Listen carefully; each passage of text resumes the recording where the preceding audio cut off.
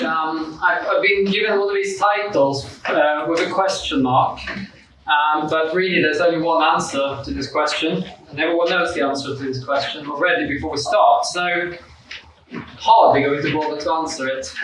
But the question is this the end of globalization? And the answer is, I would say, no. There's not really any doubt about that. I think what we need to do today, or in this session instead, is to try to understand why there is an end to globalization and what this means. That's more the interesting parts of the discussion. And also maybe we should start by trying to define our terms. And in this, I will be using the term globalization. I think that's the reason why it was put on the agenda, is to denote a very specific thing. Not internet, not travel to Costa Rica to go on holiday, or anything of that sort, or go studying in the US or something like that. That's not what we're talking about. What we're talking about, although it's related in a way, but what we're talking about specifically here is, when we talk about globalization, we mean free trade, the expansion of world trade, the expansion of the world market. Those are the specific things we talk about. When we talk about the end of globalization, we talk about the end of these periods of the expansion of world trade and the world market, and free trade specifically. And the opposite of globalization, therefore, is protectionism. And its various forms. There's on many different forms this come in, but the general thrust of it is to try to put up barriers to entry of the internet on the world market, put barriers to the world market to protect your own national market, your own national companies and so on, to try to defend them from competition abroad. And as Marxists, we have to understand this process not as isolated policies, as in, do we now introduce a tariff, do we not introduce a tariff, do we give some subsidies to our industry, do we not give some subsidies to industries. These are individual policies, but that's not how we have to understand this thing. It's not a question of choice between one thing or another that the government faces. It's we have to understand it as a process. Right? We have to understand free trade and protectionism as part of a process of the development of capitalism, or the lack of development of capitalism, more specifically. In a sense, it's similar to the discussion that happened between Kautsky, who you know who is, and Lenin, who you probably do know who he is, on the question of imperialism, where Kautsky talked about imperialism as a policy of the ruling class, whereas Lenin refused to talk about those terms. He said that's wrong to understand imperialism as a policy. Imperialism is part of a process. It's part of we call it the highest stage of capitalism. And in a similar way, we have to understand free trade, opening up free trade, or its opposite, protectionism, as part of a process of capitalist development. And it's actually very closely linked as well to the development of imperialism. I remember back in the early 2000s, the chair has already alluded to this, globalization and free trade was all the rage. All the liberals and conservatives, young people, they were very enthusiastic about all the wealth and prosperity that globalization and free trade were going to bring to the world. They studied Adam Smith's The Wealth of Nations, and like it was the Bible, and they thought it was the most profound thing ever written. And of course they had a point. Like Adam Smith's Wealth of Nations is a very important work of economic theory. And it actually describes one particular aspect of the world and the development of capitalism very well. It was then expanded upon, his theories were expanded upon by a person called David Ricardo, another British economist. And both of them actually the foundation of Marxist economics are in those two writers. So Marx didn't really have any objections to what they were saying. Both of them were part of developing the labor theory of value that Marx finalized in his writings. World trade has this thing, it has transformed the world to a better place. It was part of the development of capitalism, or in Marx's terms, part of the development of the productive forces, part of the development of machinery, new technology, and its application in production that enable us to produce things in a much more efficient way, much less labor involved in each little product that we produce. For example, a very good example is back in the 1940s, a pen, like we're talking about pen, not pencils. These used to be a luxury item that were only afforded by a very, very few amount of people, very expensive items.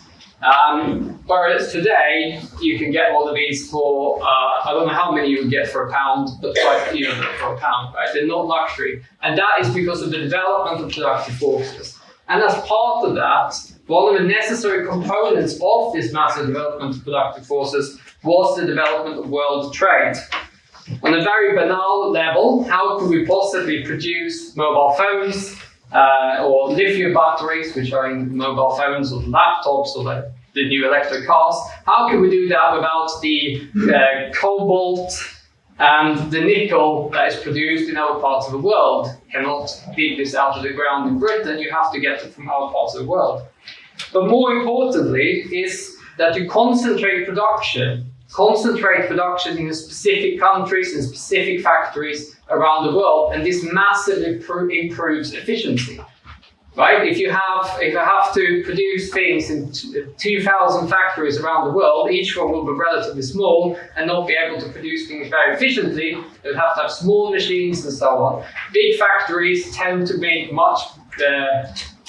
can house bigger machines and therefore produce things much more efficiently with much less labor time, much less effort being put in, or time being put in by each worker. And that's the whole point. The cheapening of raw materials is also done by producing in those countries where it's easier to get hold of them. So, for example, it doesn't make so much sense to dig oil out of from shale oil production in the United States, which costs $60 a barrel to produce, when you can dig it out of the ground in Saudi Arabia for $5 per barrel, right? In a sort of completely free, in the situation of completely free trade, you wouldn't be doing that. Now, obviously, there are other elements that come into the equation, which is why you have shale oil in the United States, but nonetheless, you can see the difference there. The point is that in certain parts of the world, you can dig these raw materials out of the ground a lot more easily than in other parts, so that's part of it. And Adam Smith explained that in his writings. Also then was elaborated by David Ricardo, who adjusted some of these theories. So those are the two sides, the cheapness of certain parts of the world in extracting raw materials, and the other part is the economies of scale. You can also have things like access to transport networks. So right now, electronics is very good to produce in around the South China Sea, because all the other parts of the supply chain are located there. So if you want to produce, for example, LED screens, the screens for laptops and mobile phones and so on, it makes sense to produce it in that part of the world, because you don't have to ship all the components they need for the screen all across the world in order to be able to have your production. And why it makes very little sense, which Trump tried to do, to build a factory for production of screens in Michigan, because it's nowhere near where the other components are being produced. But they might still do it because of protectionism. So world trade massively cheapens commodities, and that's the point, and it frees up labor for other things, right? To produce even more commodities of different types, or to, for example, to put into the service sector, healthcare and the like, which have massively expanded as a part of the economy, particularly in the West, right? So you look at the number of workers employed in industry in the West. They are far fewer as a proportion of population, but they're producing far, far more than they did 50 years ago, and more service sector like healthcare, social care and so on was taking up a bigger share of the workforce, and that's quite, we actually would like it that way, I think. We would like to spend more money on making sure that rather than us or taking care of each other, we couldn't, I'm not very fond of the idea of putting a machine to take care of our elderly or a robot. I would prefer that to be done by humans, whereas I don't have a problem with a robot producing my mobile phone, if you understand what I'm getting at. Now, the whole period after the World War II saw a massive expansion of world trade. starting in the 1950s and the 1960s, but even more so after that, actually. In 1970, the ratio of world trade to GDP, so you take the amount of world trade or the value of world trade and you compare it to the size of the world economy.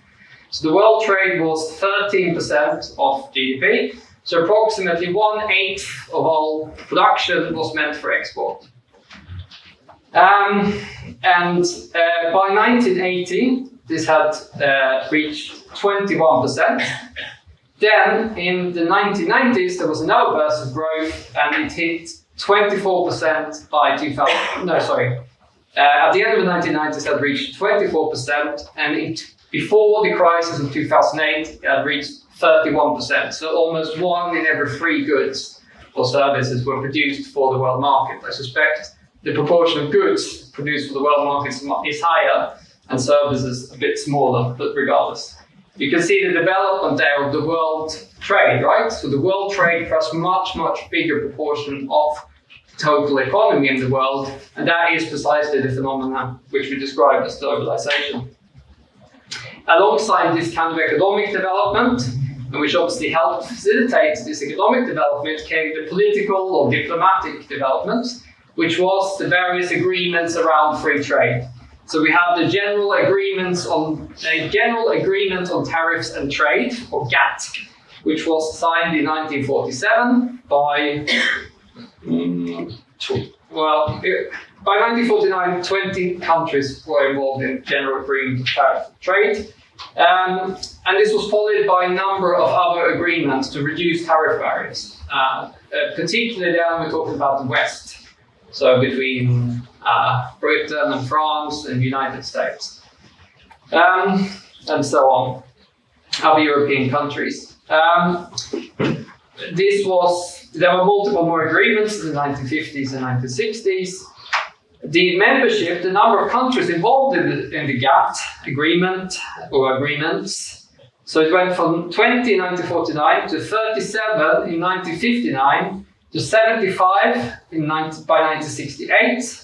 But by the time when GATT was absorbed into the new World Trade Organization, that's 1994, it's 128 countries. And that's not half of the world, but that is half of the world's countries, but I suspect, I don't have the population statistics, but I suspect that it's a far bigger share of the world's population than the world economy, but is particularly, that was then covered by this General Agreement of Tariffs and Trade. They also then, in 1994, replaced, or rather, they added a number of agreements to the GATT agreement. For example, they added one on services, one on government procurement or government purchases, and formed the WTO. That will also include a dispute resolution mechanism, which you might have heard about, where countries or companies can take other countries to court for their particular measures and so on. It never worked particularly well. We produced a document. I wasn't around at the time, but nonetheless, I found a document in our archives or on our website. They explained this process. The fact that we have entered an entirely new situation on a world scale is shown by the changed role of world trade. The massive development of world trade in the period 1948 to 1973 was one of the main reasons for the post-war upswing in world capitalism. This enabled capitalism, partially and for a temporary period, to overcome the main barriers to the development of the productive forces, that is, the nation-state and private property. Now, this introduces an interesting question here. What role does the nation-state play in all of this? So I'm going to delve into this question a little bit. Now, when capitalism first emerges out of feudalism, it emerges as a national market. So one of the tasks of the bourgeois revolution is the creation of the national market. Before that, you have lots of local, regional markets, which are controlled often by feudal lords and so on. There can even be tariffs. This was the case in Germany, famously. There were tariffs between different parts of Germany. So you travel from one town to the next, and you will have to pay a tariff just to travel between those two things. So obviously the first task that capitalism set, or the bourgeois set themselves, is to abolish all these barriers within one nation. So to create a national market, that was the task they set themselves. And this overcame then the regional feudal limitations to the development of the productive forces. So you can develop productive forces then within a national framework. But what this means also is that eventually get a national price for a product, i.e. a product costs a certain amount of thing to buy because there's a national market, so it has to harmonize the prices in different parts of the country, and you get this kind of free-flowing trade between these different parts where you buy parts from different parts of the country in order, and all the different producers in different parts of the country compete against each other. This is the national market. But as capitalism develops the productive forces, the machinery, the factories grow bigger and so on, competition gives way to monopoly. So you have, from having a large number of smaller producers, they increasingly go bigger and bigger by eating up their competition or defeating them, making them bankrupt. And the companies go bigger and bigger. And this goes hand in hand with the development of the productive of the machinery, right?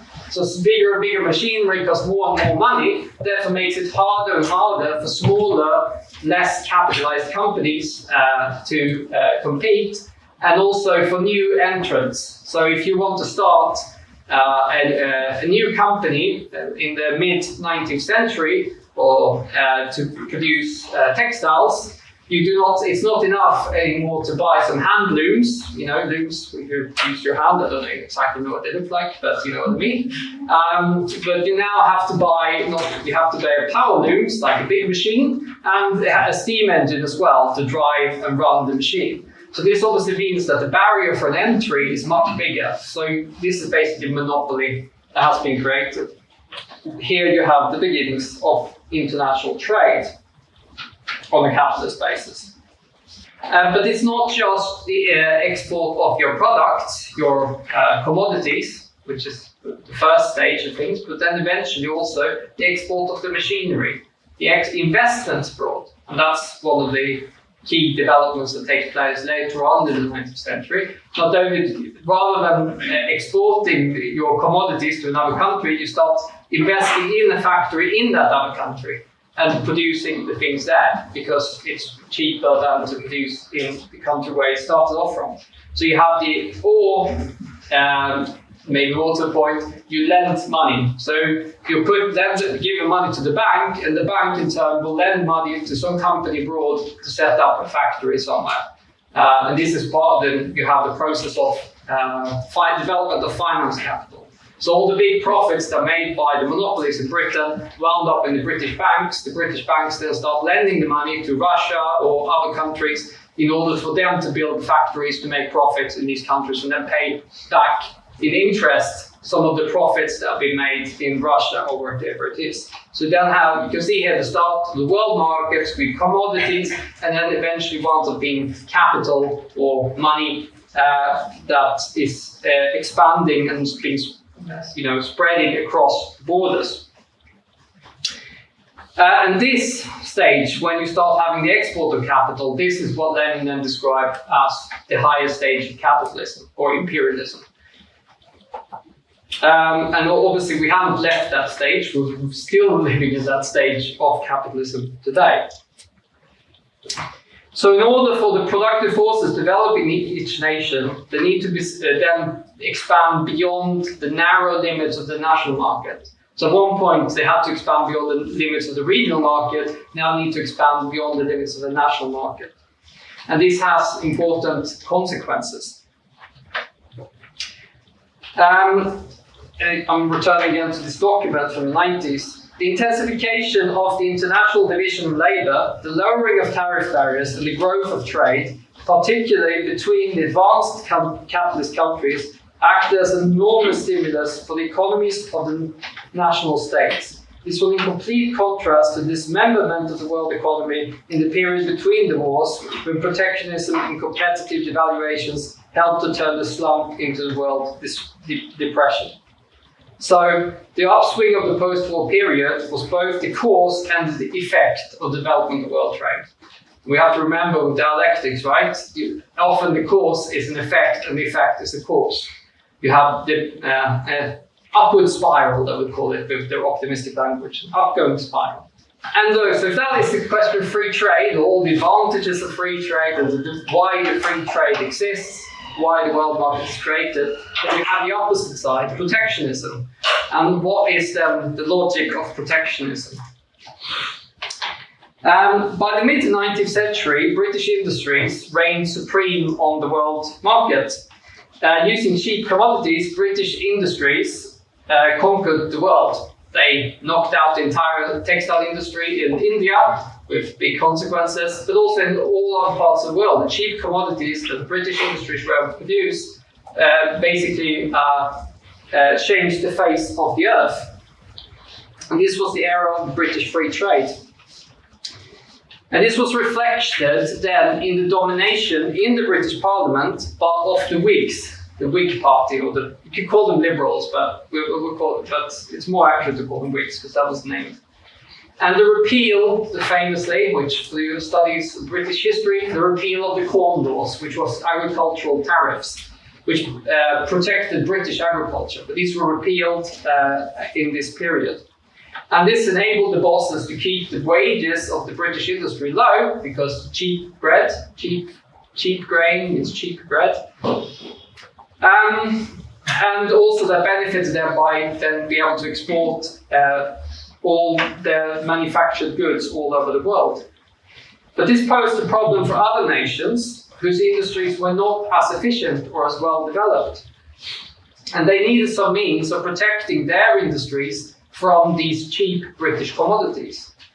As Engels put it in 1881, these other countries did not see the beauty of a system by which the momentary industrial advantages possessed by England should be turned into means to secure to her the monopoly of manufactures all the world over and forever.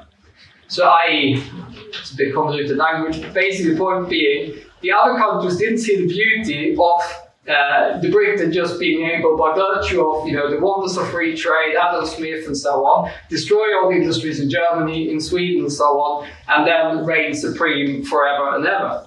So they took measures to stop this. And in Sweden, for example, they introduced a system of export restrictions. So big might think, why are you restricting your exports? But the point is this. The British industry is sucking in raw material, iron ore, wood, and so on, but supplying Britain with increasing amounts of unprocessed raw materials would not help develop the Swedish industries, which is obviously the key to economic development. So they put restrictions on how much unprocessed raw materials was allowed to export. They even banned a number of raw materials to be exported to force the processing of these, like the steel, the making of the steel, the making of the paper, the making of the boards, and so on, to force that processing to take place in Sweden. And therefore they could then develop the Swedish industries. And when Swedish industry caught up by the mid to late 19th century, they then lowered these restrictions and they were able to compete on par with the British industries.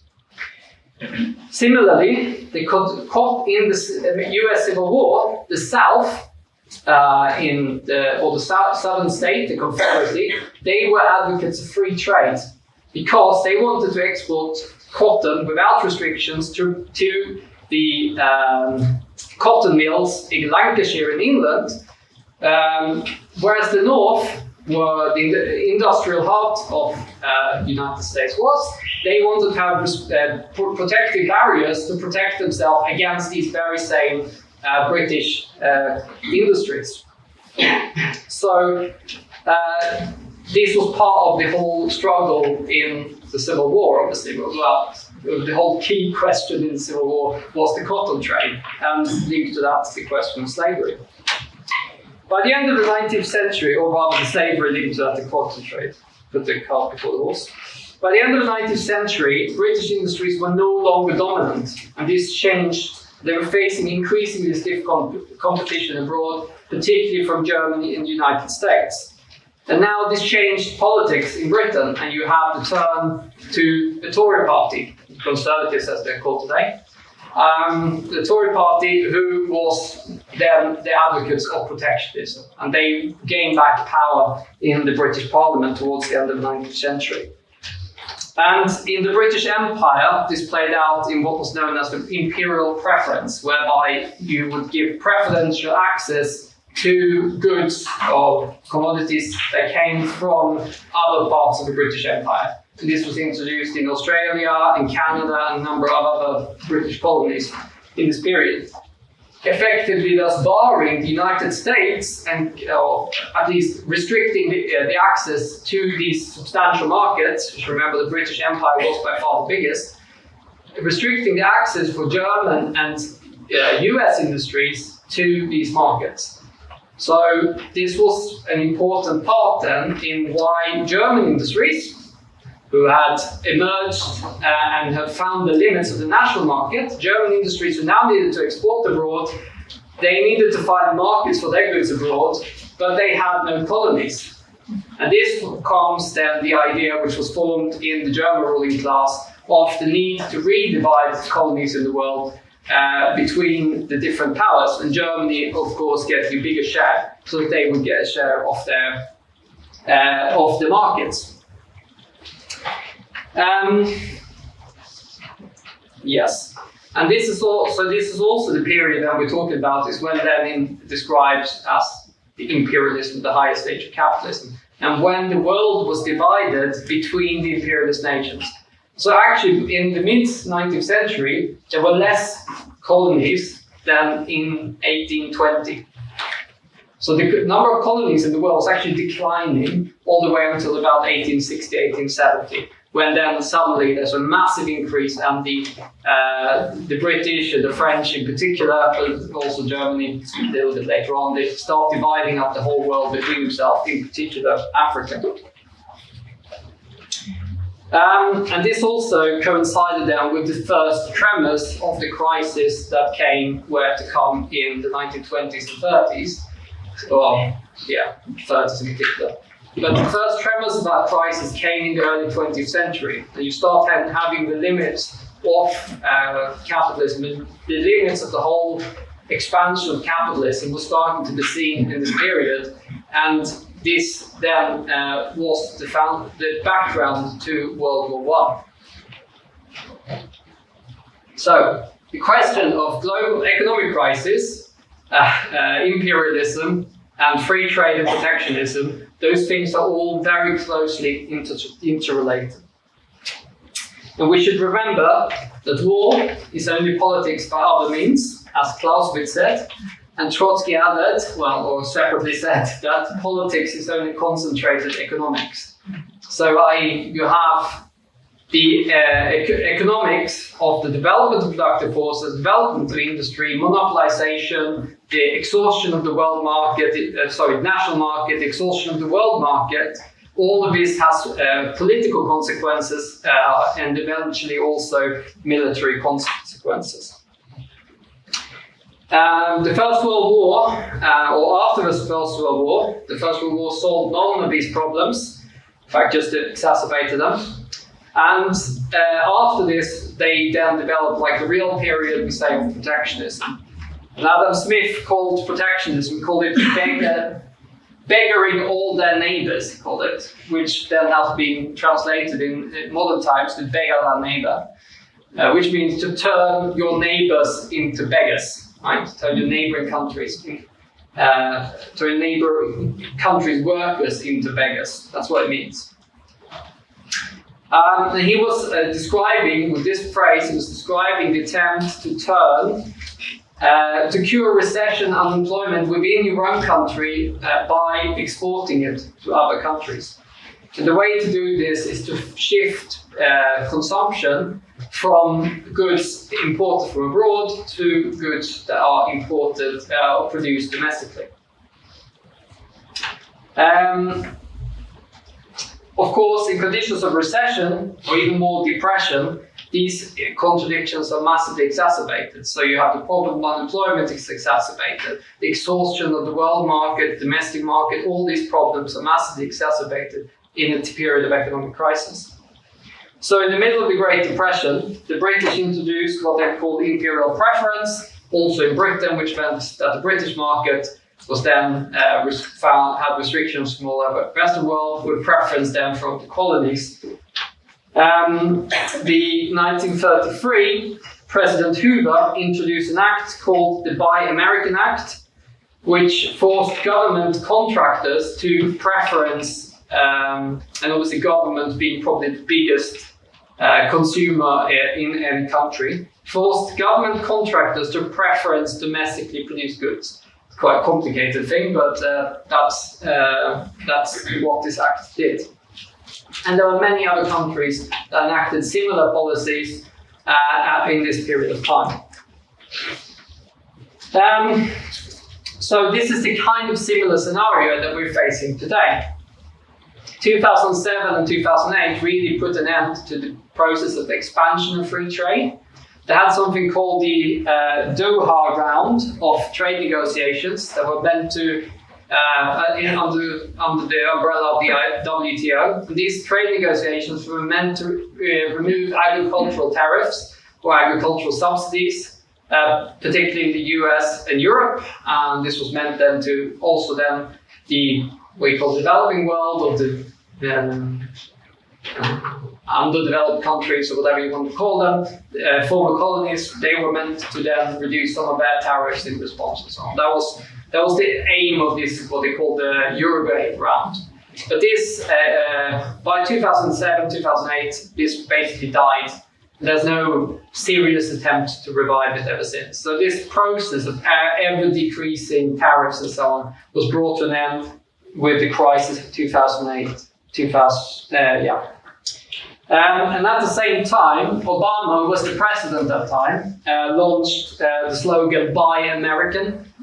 Some of you might remember that. He also, this Buy American Act of Hoover in 1933 actually remained on the statute books of the US all through this period, but it was undermined by various kind of agreements they made. So these agreements were then under the guise of WTO or GATT. They all kind of undermined this act and reduced its effectiveness, and there were all kinds of limitations placed with power. But in Obama's presidency, they basically beefed it up.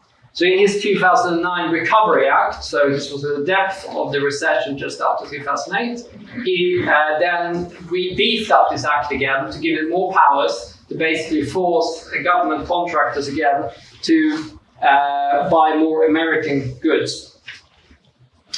And he tried to do it even more in his what he called the Jobs Act of 2011, but the Republicans stopped him. So there's a bit of change of the guards there, but he basically had plans to even further introduce more protectionist measures, but it was blocked. Trump, of course, as you know, was a big fan of protectionism. But even the measures that he took were restrained by the rules of the WTO, which he at least to some extent followed.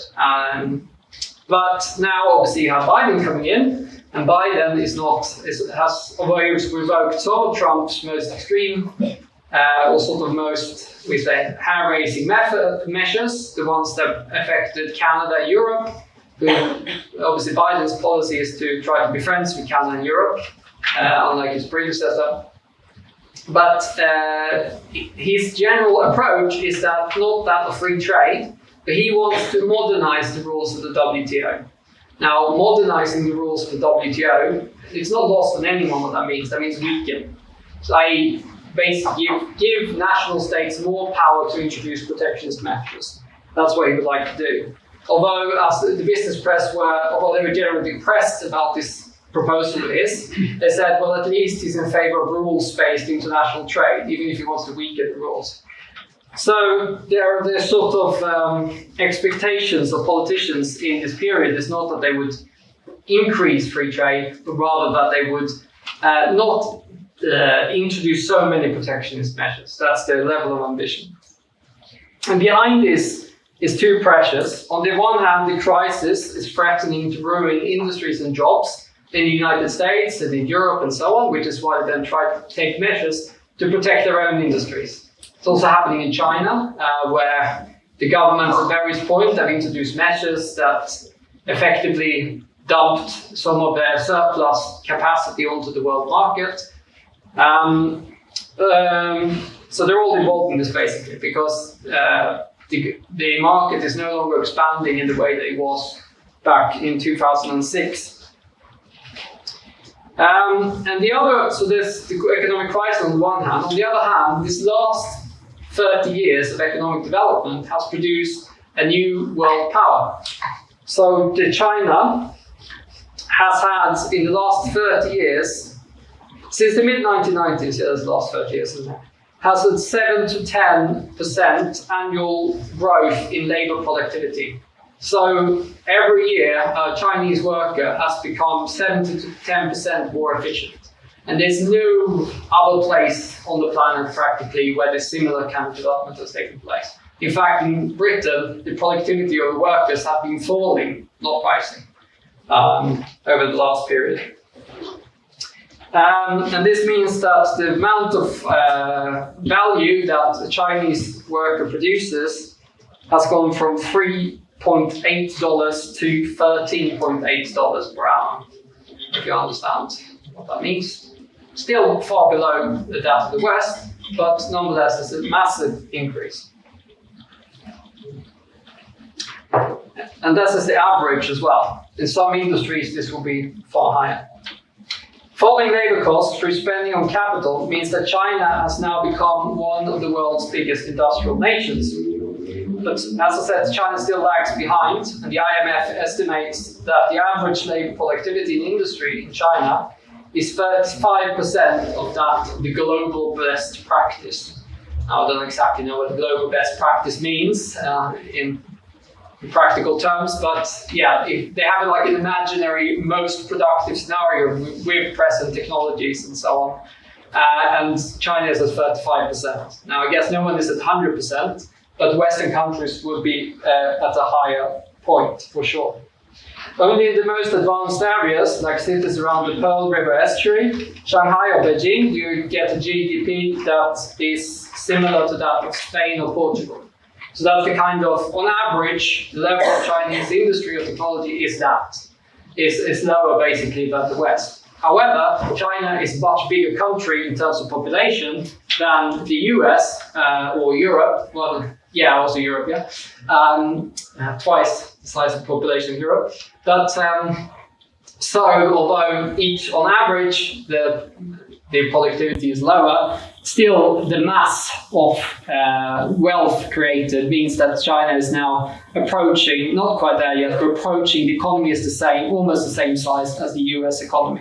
So basically, and this obviously means something to world relations, right? It means something for world relations, to the balance of world trade and so on. And this is not lost on the Europeans and the Americans, who basically are trying now to restrict further development of China. So that's a kind of attempt, basically, to hold China's development back. And what particularly provoked them, provoked, maybe the wrong word, but what particularly got them worried was the plan of, I forgot what it's called, it is the industrial plan, it's called China 2023, 2025, what was it? Or something like that. It's like the industrial plan, basically, which included China developing world-class semiconductor industry, aerospace industry, and I think a third one I've forgotten. Anyway, the three key kind of growth fields in the world economy, key important industries without implications for all kinds of other things, including military purposes, of course. So, and this was a big warning sign then to the Americans and the Europeans, who started thinking, well, actually, China might not just be this sort of country we can treat paternalistically and invest and get some profits from, but actually this would become a serious contender. Well, 3G is the first element, right? Start to run out of time here. I'm turning into Fred Weston here. Thread always runs over. It's a law of nature. Now, the US remains, however, of course, the superpower. Its military expenditure is more than twice that of China. It's also more than all. So if you have US are spending most on this military, they're spending more on their military than the next 10 countries combined, right? So the US remains supreme on a world scale. We shouldn't forget that. When it comes to consider a country like Taiwan, obviously this question of the balance of power between the US and China has some rather important implications. Because Taiwan is the country for producing semiconductors, which are the component for every electronic device we have now. It's the only country, almost, 92% of the smallest semiconductors, of 4 nanometers or less, are produced in Taiwan. So if, for example, the US were to embargo China, block China's access to these semiconductors, that would have tremendous implications for Chinese industries and military as well. Just like the US had just done with, and US and Europe have just done that to Russia. So US and Russia now, US and Europe now sanctions any company that will sell semiconductors to Russia. And the Chinese government are looking at this and they're thinking, well, look, if they can do this to Russia, they can do it to us. Now, what does that mean for Taiwan? It means that it sharpens the struggle over this island, which is producing these semiconductors. Who will be the ones that be able to control economically or politically this island? Because this is where you get your semiconductors from, which is the key to everything. And so this is the context of Nancy Pelosi's visit to Taiwan was. It's also why the Chinese responded so strongly. There is a political element to that, the need to sort of shore up your own support and so on, but it's economically of crucial importance at this moment in time. And speaking of barriers to entry, the Taiwanese semiconductor manufacturing company, which is this company that produces 92% of the smallest, their expansion plans over the next 10 years includes $100 billion worth of investment. So you can imagine the level of investment that's needed to maintain these kind of industries. Obviously, both China now and the United States and Europe, they're all struggling now to build up their own semiconductor industries, their own chips manufacturing industries, in order not to be so reliant on Taiwan. Now, this is the end of globalization. Because you can no longer rely on the world trade, the world market for the supplies of your own industries. For example, if China were to blockade Taiwan, which militarily, which it could very well do, it's got the capability to do that, it's not far from the Chinese coast. If it were to do that, block the entire European and US industries from accessing these semiconductors, then the consequences would be tremendous for the economies of Europe and the United States. Now, we might never do that, but the threat might be sufficient, right? So these then mean that not just so these countries then feel like, well, look, we got to do something. China need to feel like, well, we got to do something. Russia feels we got to do something. So all of them need to produce, or they build their own national industries. So you're destroying, basically, rolling back on the world market. You can no longer rely on the world market. Every single company will be thinking the same thing. Intel will be thinking, well, look, we need to they used to have their own chip plants. They're thinking, right, we need to rebuild our chip making productive capacity. And I think they've been given sort of $10 billion or something from the American state in order to start this process. I think the CEO of Intel spoke publicly about this, and he said we should produce the entire supply chain should be inside the borders of the United States. That's what he said. I think it's utopia, they're never going to achieve it, but you get the gist of where they're trying to go. And all this will have consequences for the cost. precisely what Adam Smith and Ricardo and others, economists, are saying. Also, the neoliberal economists, as they call it. They all said, look, all that is happening if you introduce protectionist measures is going to make everything more expensive. Right? You're going to reduce the efficiency in the world economy. It's going to basically sink you. It's going to lead to a depression or a collapse in the economy. And they all know this. It's not rocket science. They all read the textbooks, at least most of them. I'm not sure about Liz Truss, but or Donald Trump either. But they know this is taking place, but yet they cannot stop this process from taking place. That's also why we shouldn't conceive of free trade or protectionism as a policy, but it's part of a general process. And at the heart of this crisis that's taking place in world relations and world trade lies the crisis of capitalism that started in 2008. What position? And the consequences will be, obviously, the other thing they're facing right now is the problem of inflation. And inflation, what's going to be the consequence of all this for inflation? Well, if all these key components in our products become more expensive, commodities become more expensive, the consequence is going to have more and more inflation, more cost of living crisis, more strikes in order to try to catch up, workers trying to catch up and keep their wages in line with inflation, and so on. It's going to increase the instability on the world scale. What position do we take?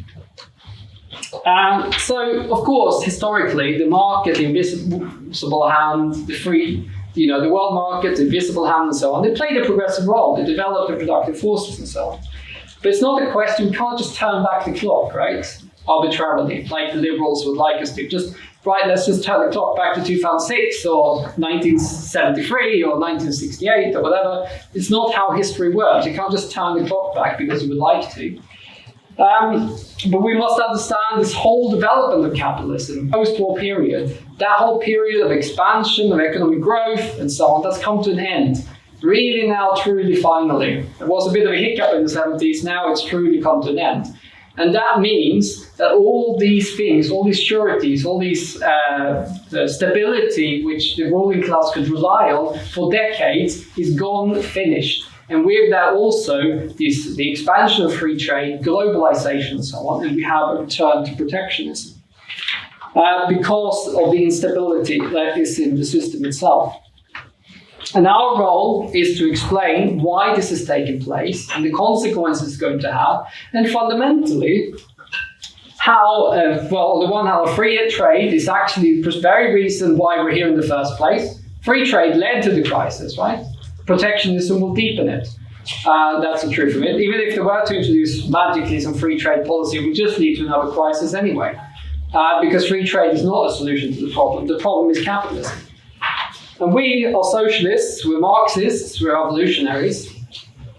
And we see in the collapse of globalization only another stage in the collapse of the capitalist system as a whole. And we see the great benefits of world trade, but that the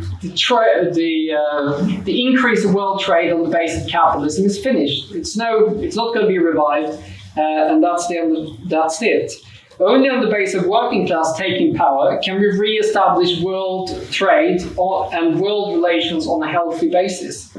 And this, of course, will then propel a massive leap forward in development of production, development of material wealth in society, and development of humanity as a whole. But it can only be on the basis of the working class taking power and basically on the basis of the world socialist revolution.